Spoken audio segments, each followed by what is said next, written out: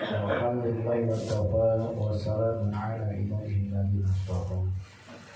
Ashhadu an la ilaha illallah wahdahu la syarika lah wa ashhadu anna sayyidina Muhammadan abduhu wa rasuluhu la nabiyya ba'dahu.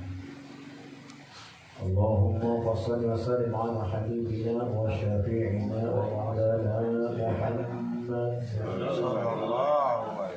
wa ala alihi wa ashabihi wa liman tabi'ahum bi ihsan ila yaumil mi'ad. Amma ba'du. Ilahi anta maqsudi ridhaka wa tabi'ati mahabbataka wa ibadataka. Ila hadrati syekhina mursyidina sayyidi Syekh Ahmad sahibul wafa tajil arifin wal Fatihah. Bismillahirrahmanirrahim. Ar-Rahmanir-Rahim. Maliki yaumiddin. Iyyaka na'budu wa iyyaka nasta'in. Ihdinas siratal mustaqim. Siratal ladzina an'amta 'alaihim.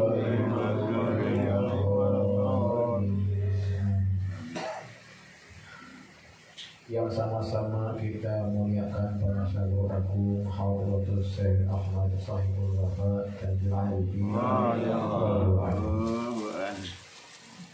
Yang sama-sama kita hormati Sahibul Bait, teman-teman Nabi, Bapak Sahabat Putra, dan keluarga besarnya yang alhamdulillah jawab istiqomah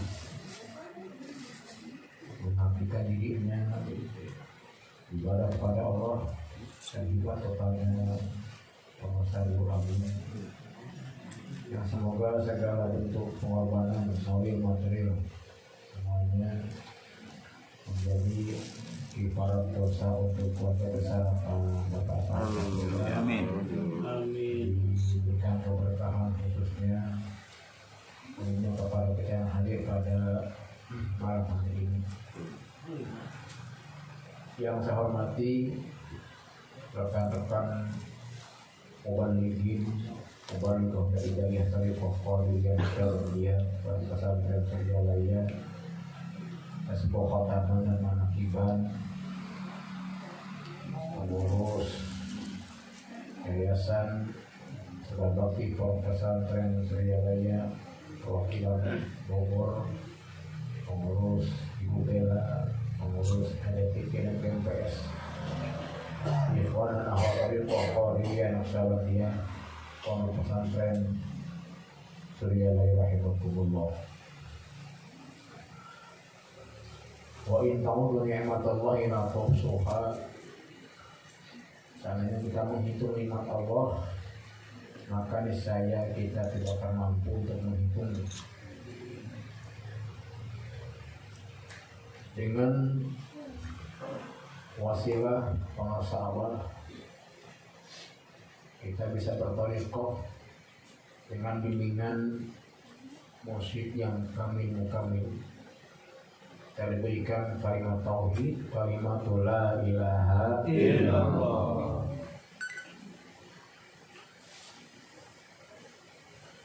Kita pun diberikan kalimatul ikhlas, yaitu kalimatul la ilaha illallah. Dan kita diberikan kalimat yang mampu untuk menyatukan hati-hati umat Islam, menyatukan hamba-hamba Allah menjadi ikhwan dengan kalimatul la ilaha illallah. Maka bersyukur minggu kemarin kita manakib di Majlis Zikir Nurut Tauhid bukan Hajiana. Sekarang kita manakib di Majlis Zikir Nurul Ikhwan, namanya Nurul Ikhwan. Dan nanti giliran di bulan depan itu di Majlis Zikir, di Majlis Ta'lim Nurul Ikhlas Gangwal. Baik itu Majlis Zikir Nurul Tauhid, Nurul Ikhwan, dan Nurul Ikhlas, semuanya insya Allah mendatangkan barokah. Amin.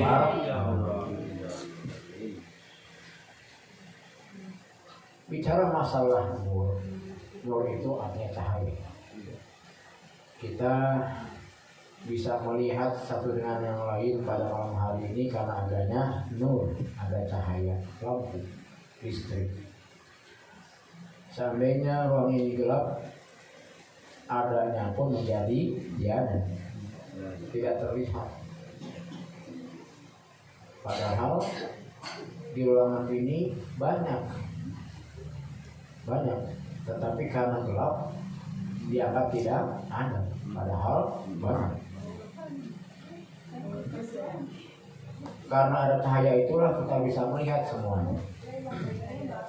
Maka dalam agama kita, agama Islam, nur itu merupakan makhluk Allah yang sangat dimuliakan oleh yang menciptakan, yaitu Allah Subhanahu wa Ta'ala. Sebelum Allah menciptakan langit, sebelum Allah menciptakan bumi, sebelum Allah menciptakan alam semesta, yang pertama kali Allah ciptakan adalah nur ataupun cahaya. Kenapa Allah ciptakan nur pertama kali? Karena nur itu tidak membutuhkan tempat dan waktu.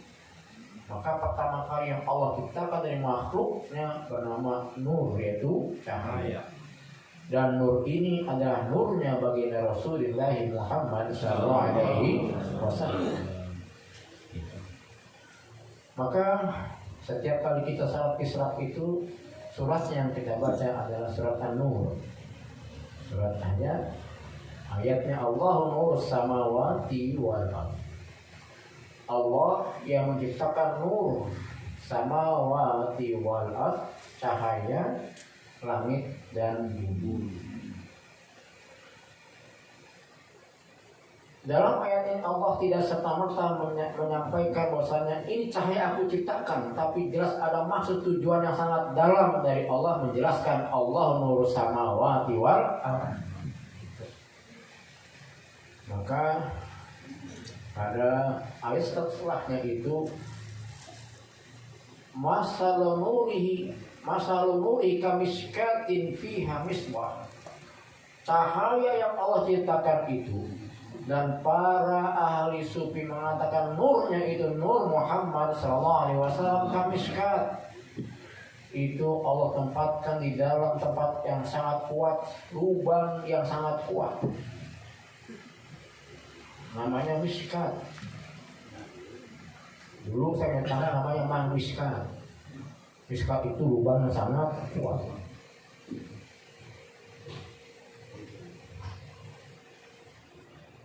Allah ciptakan nur ini dan Allah tanamkan nur ini di dalam miskat. Sesungguhnya setiap kita ini punya miskat. Dalam tubuh kita, dalam kalbu kita ada miskat yang Allah tanamkan cahaya atau nur tadi.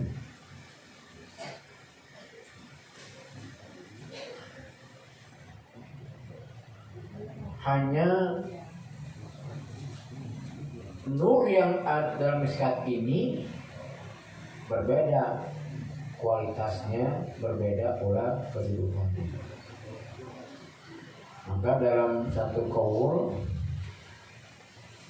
Al-Imam Al-Ghazali itu menegaskan fa inna harakatihim wa sakanatihim fi zahirihim wa batinihim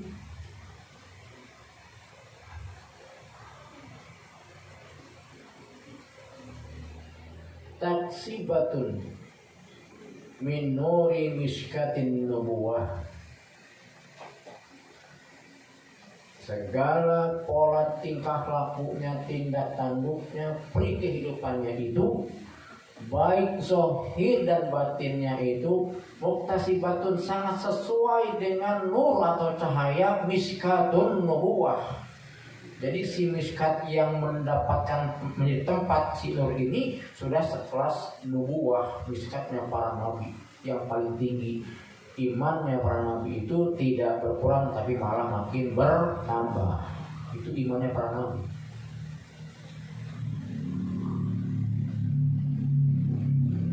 Karena kekuatan daripada nur yang ada dalam miskat itu dalam rongga hati yang paling kuat.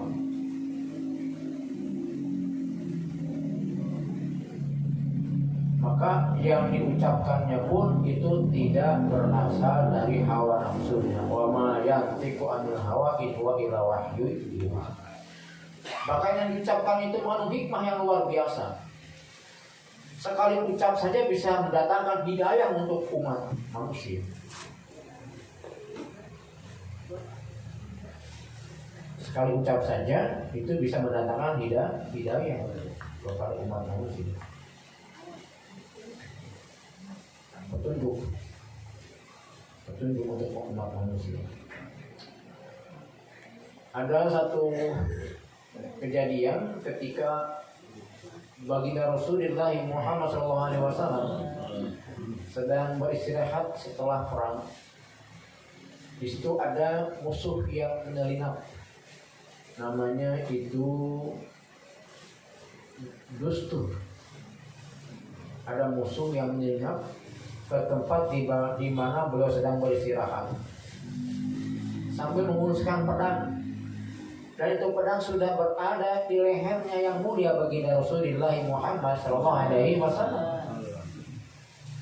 Tidak ada siapa-siapa kecuali mereka berdua. Artinya, kalaupun pedang itu digerakkan sedikit saja sudah terpotonglah leher yang mulia baginda Rasul SAW.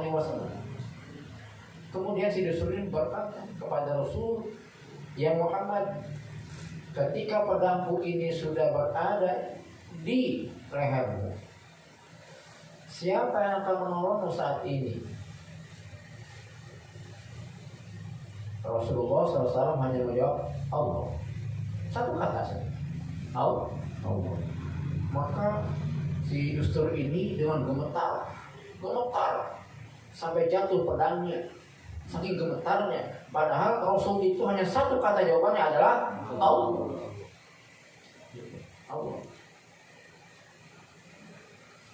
Sampai itu akhirnya masuk Islam.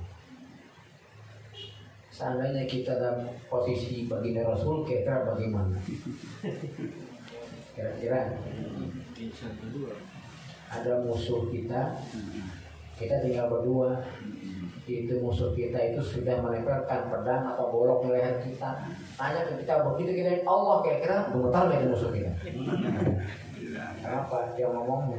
Malah lu gemetar, ngomongnya berborok gemetar, malah nafsu, malah nafsu. Ngomong masalah sah.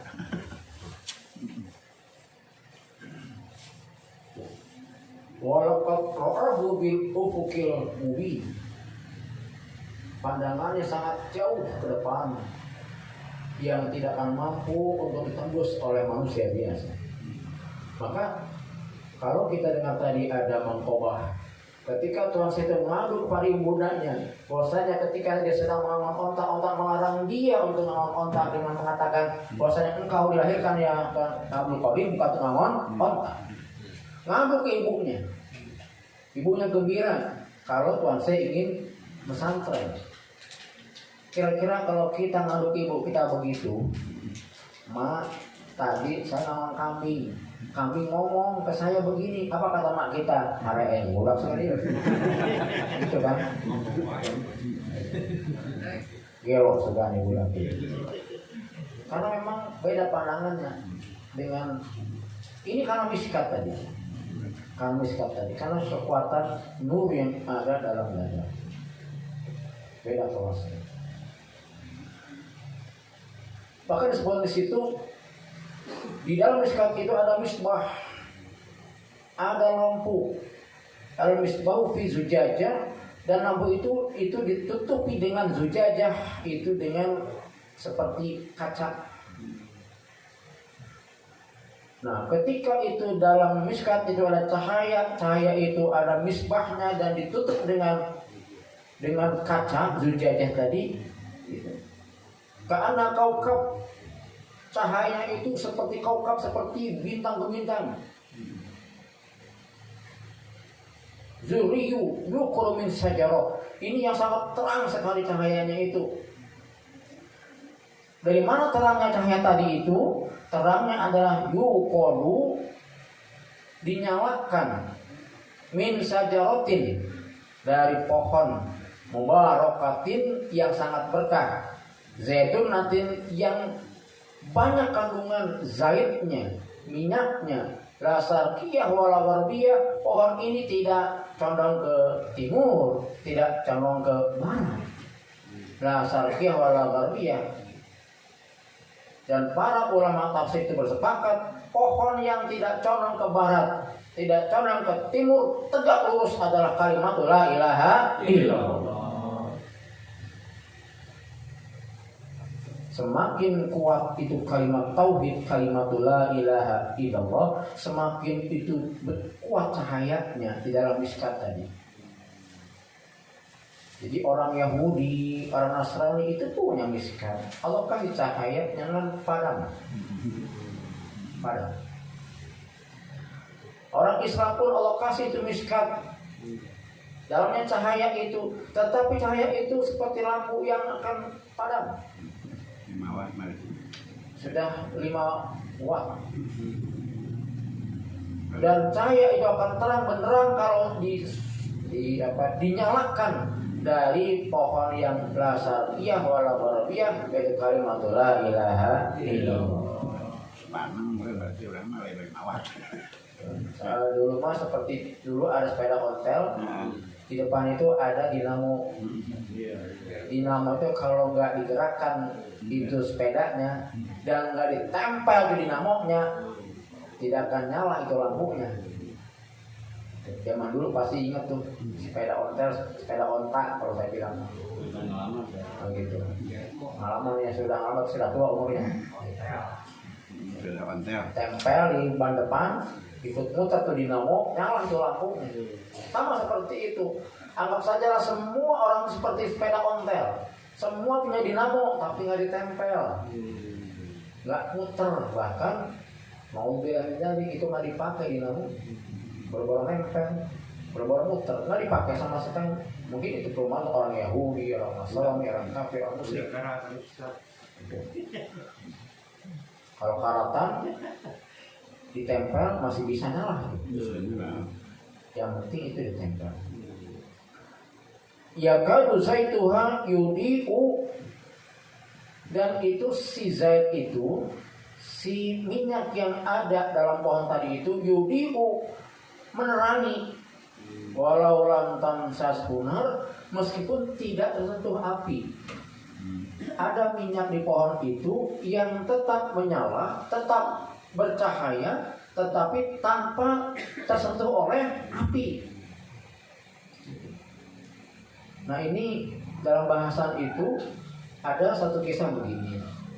Ada seorang tokoh sufi wanita bernama Rabi'ah al-Adawiyah. Ini terkenal. Itu kedatangan tamu yang namanya Malik bin Dinar wa Sabit al-Banani. Ini dua orang ini ahli ibadah. Mendatangi beliau. Ketika ditanya, "Ya Malik,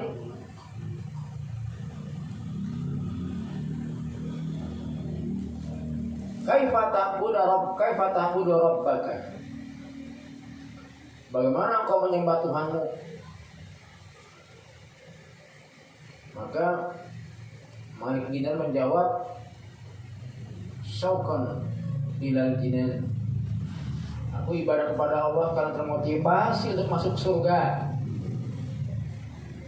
Wa anta gulam, dan kamu yang pemuda satu lagi, Sabit al-Banani, apa motivasimu ibadah kepada Allah? Khaufan minan nar. Aku takut masuk ke neraka. Maka Rabi'ah dah mengatakan, wa anta ya Malik bin Dinar, wa ibadatuka mislu ajirus su'i. Ibadahmu itu seperti pedagang yang jelek. Wala ya'malu illa tama'an, tidak mengerjakan kalau nggak dibayar. Tidak ibadah kalau nggak dikasih surga. Ada imbalan. Sama seperti orang yang apel. apel anak muda nih. Apel sebelum sampai ke rumah pacarnya itu dia mampir ke tukang martabak. Beli martabak kan. Kalau sampai ke rumahnya assalamualaikum duduk itu martabak kesedorin. Wah, martabak terang bulan. Martabak Bangka yang mahal. Ini si perempuan ini kan senang karena ada orang yang dia cinta, yang mengaku cinta ke dia, membawakan martabak yang enak dan mahal. Senang dia. Setelah beres mau pulang, ini silakan kasih Noel, dek. Martabak itu harganya 100.000. Gitu. 100.000 kata si perempuannya. Terus atau tadi kan duit tuh kan meser lagi. Gitu. Sama. Kita udah beli martabak ternyata masih minta itu harga martabak dikembalikan sama dengan ibadahnya orang yang tadi itu. Mengharapkan surga. Maka dikatakan misru ajirisu, kayak pedagang yang jelek, nggak akan bekerja kalau nggak digaji, kalau nggak dibayar, mengharapkan imbalan. Wata ya sabit, engkau ya sabit, ibadatuka mislul abdi ya khafu ayat riba fa'ilam ya'mal. Engkau itu seperti ibadahnya seorang hamba sahaya, seorang budak yang bekerja karena takut dipukul. Sama itu. Yang tadi takut neraka pun seperti ibadahnya orang yang seperti budak tadi, hamba sahaya. Dia itu ibadah karena takut masuk neraka. Maka bertanya itu keduanya, wa ma anti, mada ibadatuki ila rabbiki. Kalau kau bagaimana ibadah pada Tuhanmu? Hubadillah wa sawfa ilaihi. Aku ibadah atas dasar cinta kepada Allah dan rindu kepada. Cinta kepada Allah dan rindu kepada. Itu kalau kita buka mangkobah Tuhan, saya semuanya pasti karena hubba dan sauqan ilallah, semua mangkobah. Dasarnya karena beliau itu cinta kepada Allah dan rindu kepada Allah, itu dasar. Atau kalau nggak begitu mana mampu beliau itu berdiri di depan makam Tuhan saya 40 hari. 40 hari. Mana mampu sekelas Tuhan Syekh itu kedatangan raja malamnya suruh nunggu itu raja sampai ke paginya. Coba kalau kita jauhlah kelas raja mah RT aja ngasih kupon kurban. Mesen tuh mah nanti kalau Pak RT bawa kupon ayah lagi dikit bilangin ya. Namun ya di sayudana kenuai sayudana gitu. Karena Pak RT bawa kupon kurban itu RT kupon kurban sayudana kan ya tajik.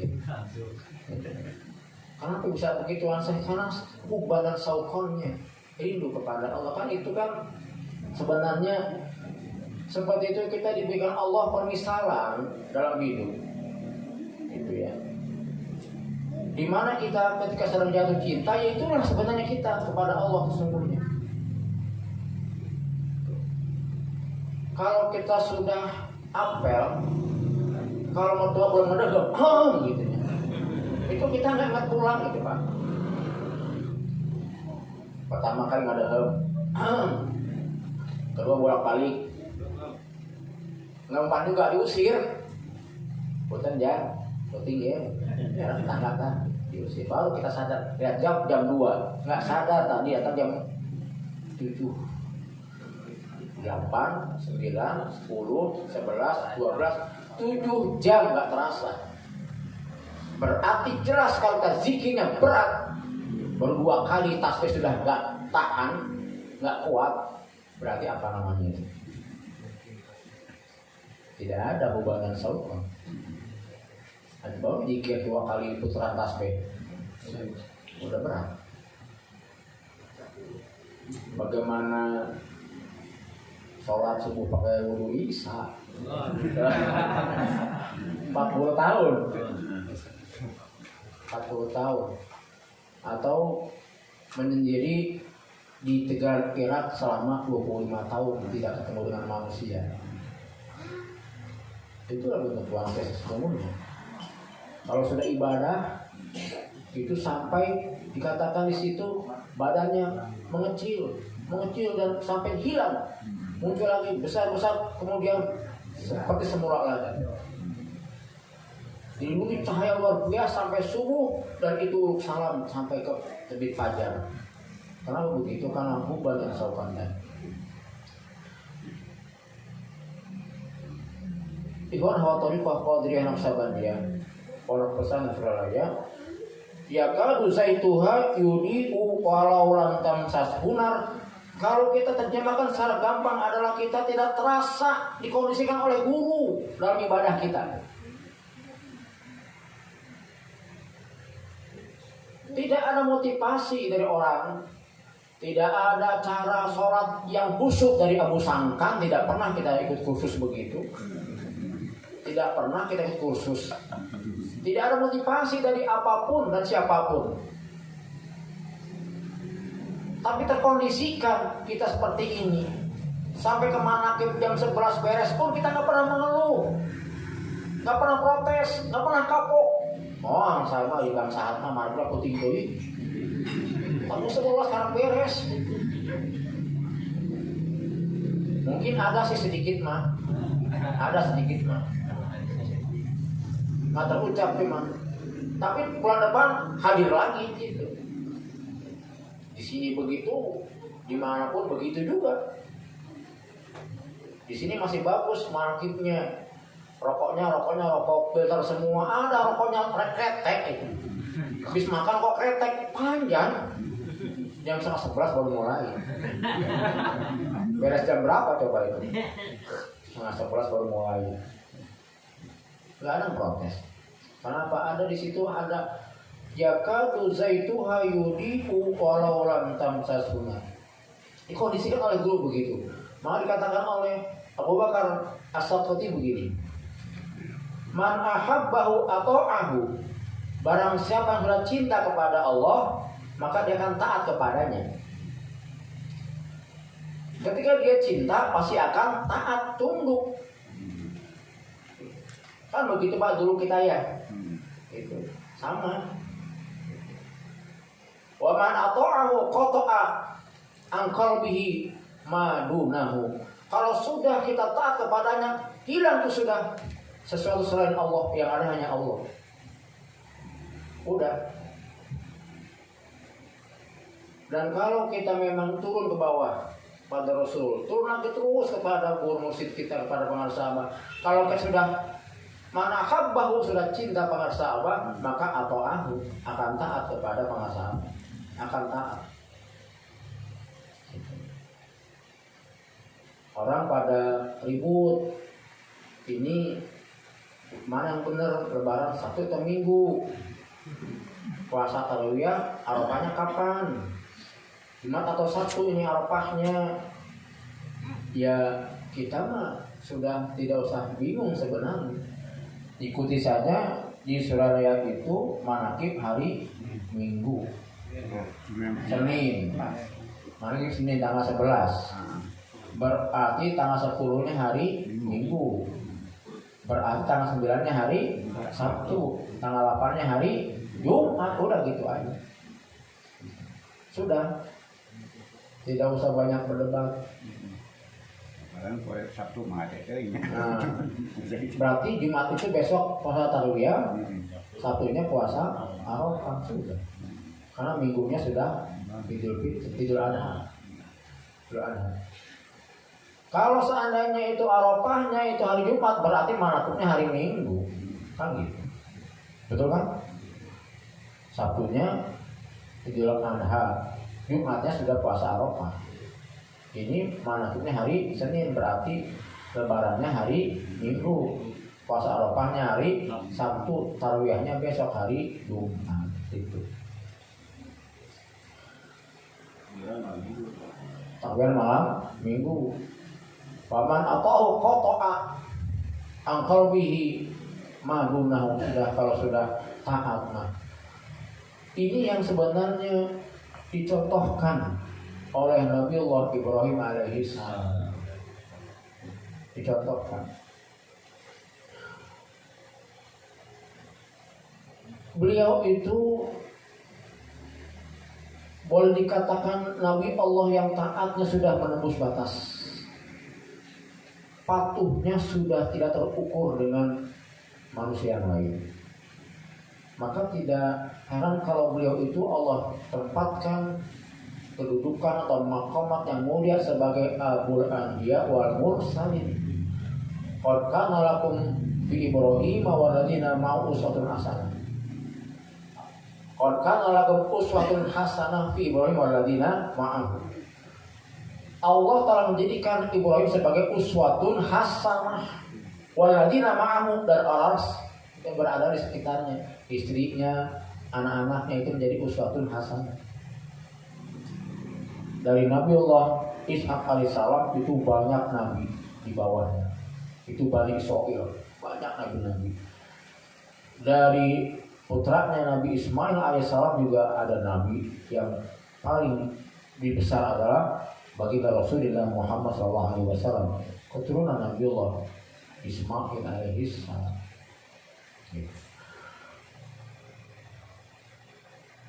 Yang Allah banyak berikan ujian kepada Nabiullah Ibrahim alaihissalam, fa'atammahun.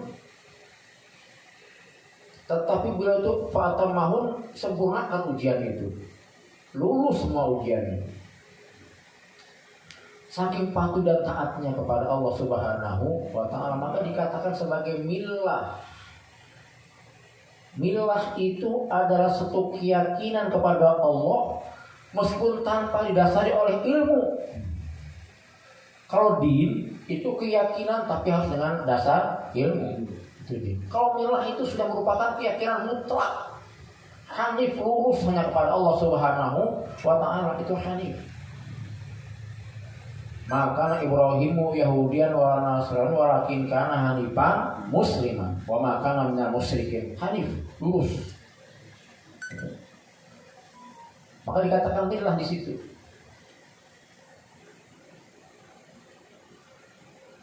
Maka ketika kita berthariqah pun ini ada unsur dinnya, ada unsur millahnya.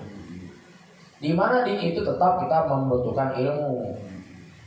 Membutuhkan ilmu dalam ibadah, kita butuh ilmu untuk menyempurnakan wudunya, sholatnya, aturan-aturannya kita ikuti, itu anggap saja itu dinnya.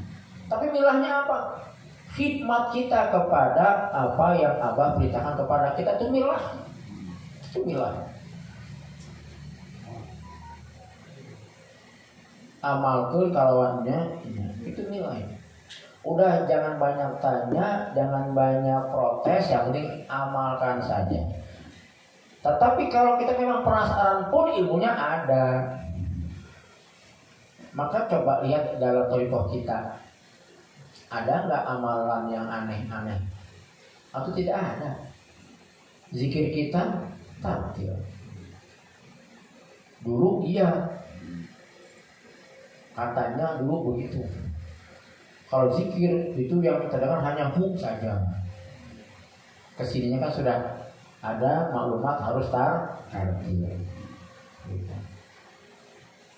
Itu kepalanya itu goleng-goleng itu kan aneh. Coba saja zikir tanpa kepala digerakkan.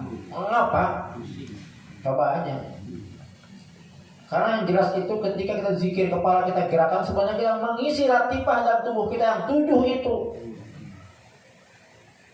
Maka kalau saya zikir kita, zikir ikhwan, thariqah Qadiriyah Naqsabandiyah, dimanapun itu zikirnya pasti ketahuan nih ikhwan thariqah nih. Thariqah Suralaya, ketahuan cara zikirnya. Ragam, serempak dengan imam. Ketika ada ikhwan yang di belakang itu berbeda saja itu ritmenya, maka akan memberatkan yang lainnya. Kenapa kita nggak terasa jika kita kok banyak pun? Karena sudah seragam, kompak, rempak. Makmum mengikuti imam. Tanpa kode-kode ini Pak ya. Apanya? Tanpa dikode-kode. Kodenya itu tadi imam. Sampai di kode jadi kompak. Kodenya itu kompak tadi imam. Gitu ya. Ketika nanti imam pendek dipanjangin makmum, berat nanti tuh Pak. Berat. Dan semua sudah ada bimbingan yang dari pondok pesantren, ya. Nah, itu milah Pak. Milah.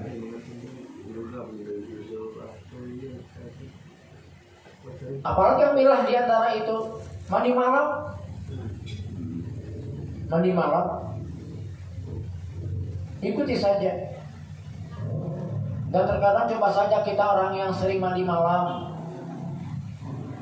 Ketika itu kita berhenti mandi malam sebulan aja banyak penyakit yang datang. Ketika rajin mandi malam gak pernah sakit. Coba saja. Ketika sudah jarang mandi malam, mulai itu sering batuk, dikit-dikit itu muriang, dikit-dikit flu. Padahal ketika rajin mandi malam, penyakit itu kan jauh. Ikuti saja, ternyata kata dokter benar kalau mandi malam itu sehat badan. Makanya kalau mandi malam biar pakai air hangat lah, air biasa saja. Abang mah nggak pernah dengar mandi malam pakai air hangat, air biasa. Ya, air biasa saja. Apalagi yang itu sholat ini itu milah itu, isroknya, duhanya, semuanya itu milah, ikuti saja. Dapil bala subuh dan habis isya itu dapil bala. Itu aja di baturnya. Apa? Tolak bala, kita kan tidak tahu bala itu yang bagaimana macamnya, hanya Allah yang tahu. Itu kita coba ikhtiarnya dengan tolak bala. Kan ikhtiar di situ. Ada ikhtiar. Yaitu dengan sholat tolak bala. Ikuti saja terus. Kita tidak tahu sama sekali. Nah dengan begitu insya Allah terlindungi, baik zahir maupun batin. Itu milah. Kalau sudah cinta maka taat. Kalau taat kita gabungkan semuanya, ketika cahaya semakin terang, mata kita itu melihat semakin jelas, hati kita terbuka, dan nilai hikmatnya kita makin kuat, maka coba lihat saja itu sekelas Nabiullah Ibrahim alaihissalam itu kalau sudah kurban itu setahun itu beliau itu 1000 ekor domba, 300 lembu, 100 unta. Untanya aja kalau dihitung per ekor 45 juta. 100 ekor onta berarti 4,5 miliar. Itu baru ontanya, belum lembunya. Sapinya belum dihitung, belum kambingnya 1000. Apakah sejarahnya beliau itu jatuh miskin karena kurban? Makin banyak lembuknya, makin banyak itu untanya, makin banyak itu kambingnya. Coba kita lihat di kampung kita yang dipotong itu kambing atau anjing? Kambing. Tapi anjing mah nggak banyak-banyak di kampung kita, cuma 3, 4. Itu jarang. Kami yang dipotong tiap tahun banyak, terkadang untuk korban dipotong, ekor dipotong, orang hajat dipotong, banyak. Maka dikatakan syarat tandanya kiamat itu kalau kambing sudah sedikit. Sampai sekarang kambing makin banyak. Dan satu waktu ada sahabat itu melewati satu lembah. Lembah itu putih semuanya karena banyak kambing di situ. Kata sahabat, bahagia sekali orang yang punya kambing sebanyak ini. Satu lembah. Kata Rasulullah, kamu mau? Ya kalau dikasih saya mau.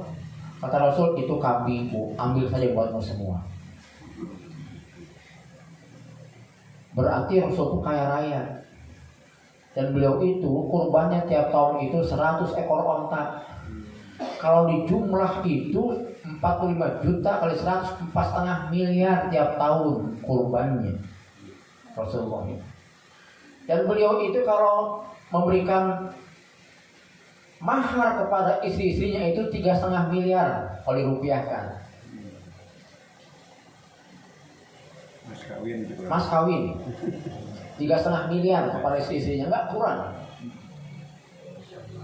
Beliau dikatakan fakta miskin itu ketika beliau itu meninggal tidak ada yang diwariskan.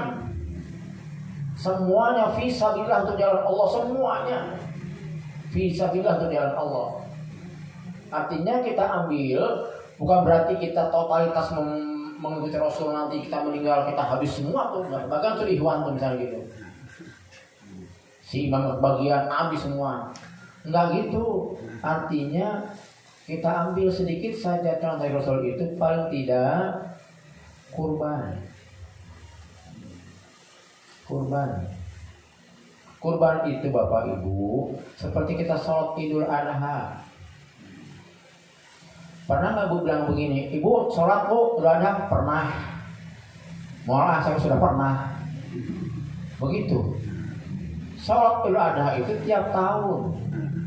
Idul Fitri tiap tahun. Tidak ada kita katakan, Ibu nggak sholat Bu? Sudah pernah saya mah. Kapan? 5 tahun yang lalu. Sudah pernah saya mah. Ya enggak. Tiap tahun kita itu sholat Idul Fitri, gitu juga kurban, sama. Itu sunnah kifayah namanya. Dan keluarga itu sunnah kifayah 1 ekor 1 tahun. 1 ekor 1 tahun. Nanti dia samakan siapa sekarang nih? Oh Haji Yana. Nanti pahalanya untuk semua keluarganya. Tahun depan siapa? Ibu Haji. Tahun depan siapa? Bang Palayan. Tahun depan si Ade. Tahun depan lagi Haji Yana lagi. Tiap tahun.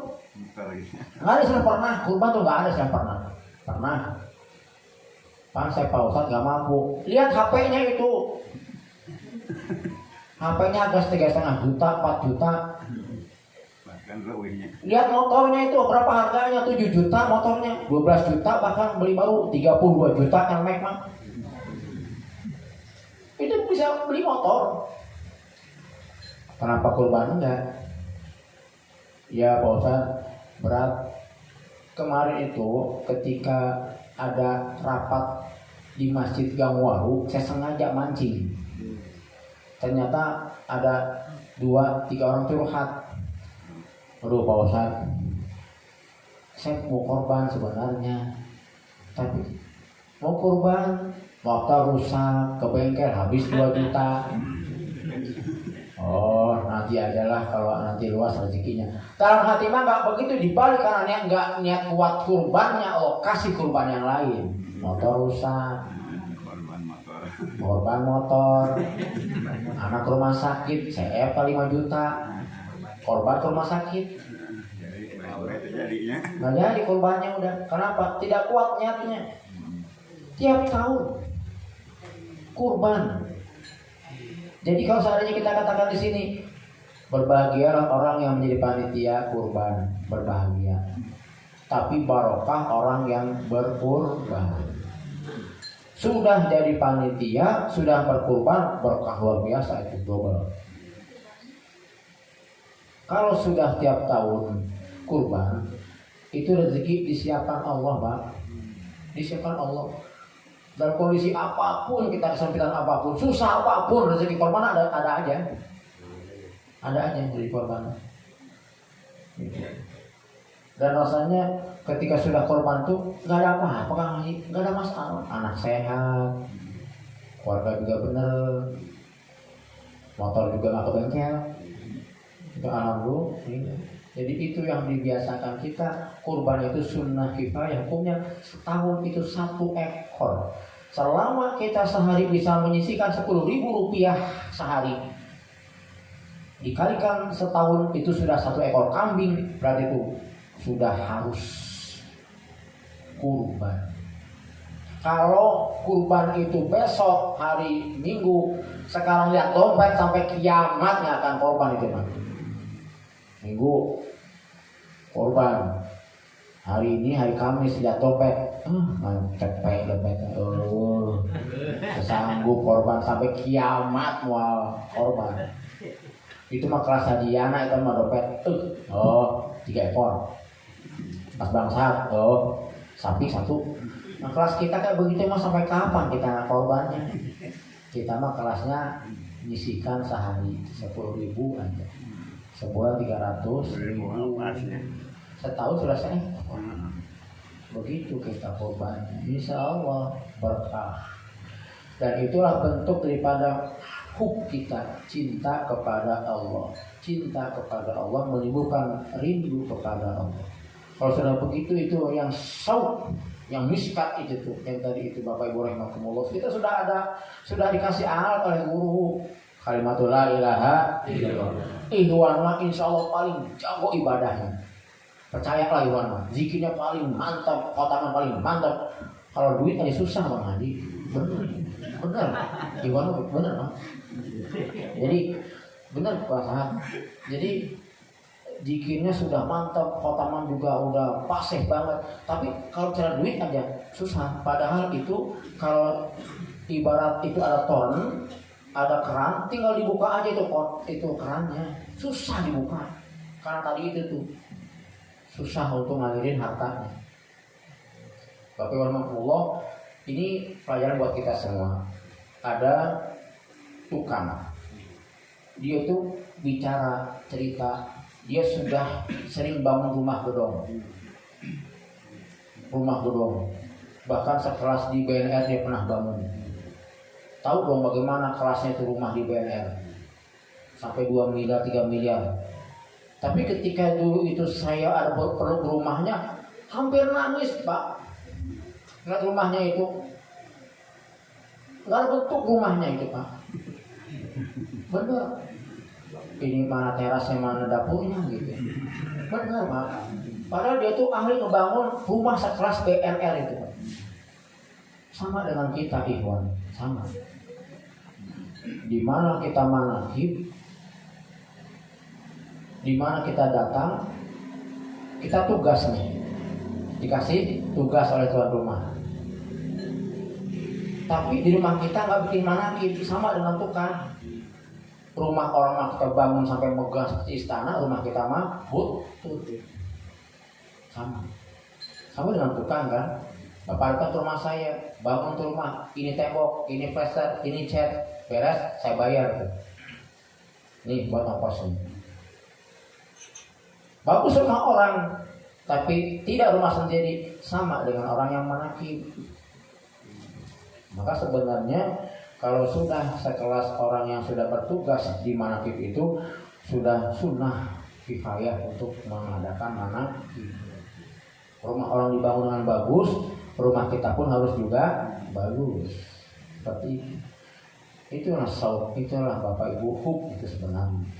Kita pertahankan itu namanya miskat dalam diri kita, nurnya biar tambah terang karena kita punya alat yaitu kalimatul la ilaha illallah. Kita amalkan saja dan kita itu buktikan dengan kehidupan kita berbagi kepada orang lain.